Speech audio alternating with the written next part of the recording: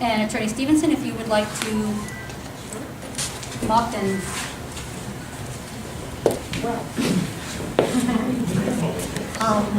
My whole interest in this is obviously the legal one. And I think a lot of people don't understand how this came about and what legally can be done about it. So I'm just trying to offer that kind of information. And it starts for me always with the Constitution. And you have to know that the United States Constitution grants to the federal government only certain powers, enumerated powers, one of which is not education. So the federal government has no constitutional authority to act in any way over education. You say, well, we have No Child Left Behind, we have thousands of federal laws about education. How does that come about? It comes about through the spending clause, tax and spending clause, and they appropriate some funds and say to the states, we will give you X number of dollars if you, state, adopt the law that looks like this. And that's how No Child Left Behind, Race to the Top, all the other programs come into being. The state itself has to accept the money. It's on the condition that they will adopt a law or do the things that the federal government wants. But it's the state actually then that takes the action. Now, the federal government, really, Congress does not have the authority to appropriate funds for anything that it does not have an enumerated power granted to it by the Constitution. So technically, Congress can't really appropriate funds for education because education is not an enumerated power. Yet nobody has done anything about that. So all of that federal funding is unconstitutional. And if the federal government is trying to tell you you have to do something, you can say no to that. The state can say no to it. Unfortunately, the state, a lot of states, did not say no. Did not either know or appreciate or want to tell the federal government this was an unconstitutional appropriation of funds and the conditions that go with it. So they accepted the money. They accepted the money, they accepted the conditions. Condition was put in place Common Core. So you have that aspect of it. Then you have the national governors and whatnot, all these other people trying to promote it as well. But legally speaking, from what I can determine, without having the actual documents in hand, which I do recommend if you're interested in doing, to hold your government officials accountable, that you do a Freedom of Information request and get a copy of the actual contract, the actual Race to the Top application, the actual document that they signed, and what it actually says, so you know and how it came about, so that you can hold them accountable to it. Well, no, you signed something that was quite unconstitutional, or this condition is not in that document that you signed. You don't know that yet without having the document in place. But let's just assume that it is as reported, and Race to the Top funds made this conditional, and then the State Board of Education said, yes, we want the money, and therefore we will put into place Common Core. Well, now how did they do that? Well, the problem with that is the State Board of Education is actually the entity that has in charge the interests of the state, the educational interests of the state.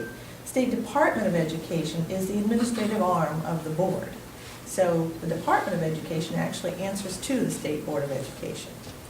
So it's the State Board of Education that votes on these policies and what to do. Let's assume that the State Board of Education then, as we hear in the reports, did agree to adopt Common Core. There is a statute. Now, first we talked about the Constitution, state and federal. That's the overriding principle here. That's the law. That's the highest form of the law. Once you get past that issue of whether it is constitutional or not, then you have to look at the statutes. State statutes then come below the Constitution. All the state statutes have to abide by the Constitution, both state and federal. So what authority does the State Board of Education then have to adopt anything, Common Core or anything? So you look at that statute, and that statute is 10-4, Connecticut General Statute 10-4. And basically, that statute says it's the duties of the board. It outlines specifically the powers and authority of the board. And when you look at that, it basically says that the board shall have general supervision and control of the educational interests of the state, okay, shall provide leadership and otherwise promote the improvement of education in the state, fine, shall prepare such courses and study and publish such curriculum guides to assist school districts to carry out the duties prescribed by law. Well, does that say the State Board of Education can compel your local district or the parents to do anything about education? No. It simply does not have that authority. The State Board of Education can adopt whatever policies it wants, can assist your local board, can come up with recommendations and plans and study guides, but it cannot compel your local board to adopt anything. Just not in the statute.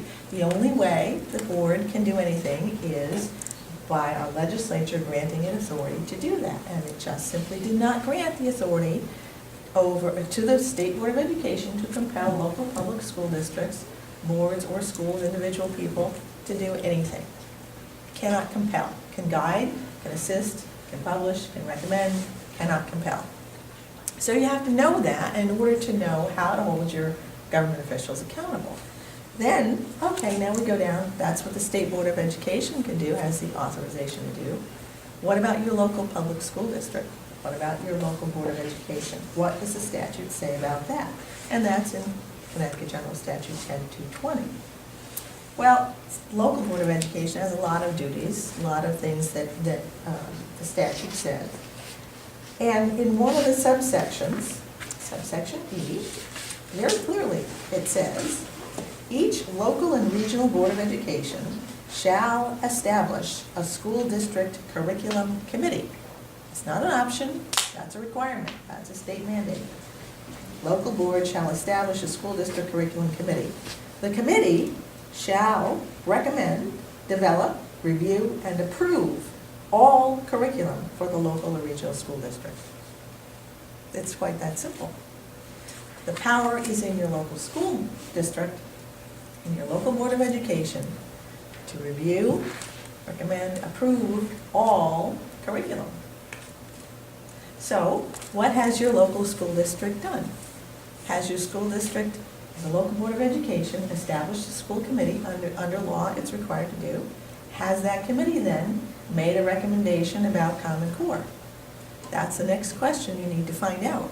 Because if it did not do that, if it did not approve Common Core, then they don't have to be doing any of it.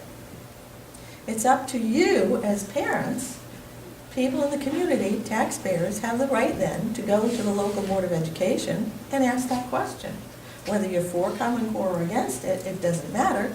The authority rests with the parents to ask the question and to lobby one way or another. Okay, do we have a school committee? Did it vote on this or not? And then one way or the other, whichever way you like Common Core or not, you can ask them to retake the vote or to rescind their vote or approval of it and to adopt something else. So that's where the power lies. It lies with you and with your local Board of Education. Now, there are a couple of other statutes that did get adopted. One is 10A-157B, and that's called Curricular Alignment with Public Schools.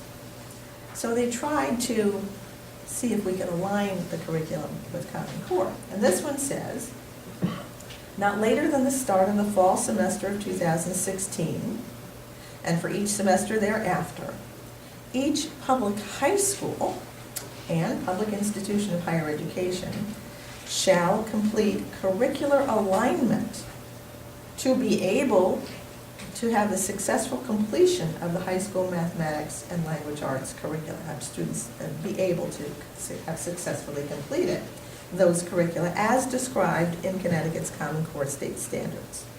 Now, what does that mean? Does that say the state now has compelled your local Board of Education to do anything about adopting Common Core? No.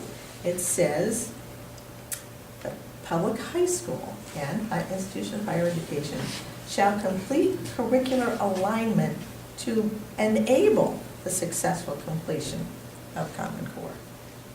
Doesn't say anyone has to adopt it, just says what, and it doesn't define alignment. It can be anything. So, let's say your local board has a particular curriculum it wants to adopt. And it can then take a vote and recommend and arrange it so that a child undertaking or going through that curriculum is able to successfully complete Common Core. But they're using a different curriculum to do that. That's perfectly acceptable because there's no definition of alignment. And we know that the State Board of Education cannot compel unless they change that statute, which anything is possible. So, but they would have to change the State Board of Education duties statute in order to have the state board compel a local school district to adopt Common Core. So that's what they're doing there, and that's why it's all fuzzy. Because they're saying, oh, well, we have to align to Common Core.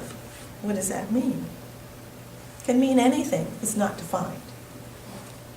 And the school board still has the authority under statute to adopt, recommend, review all curriculum.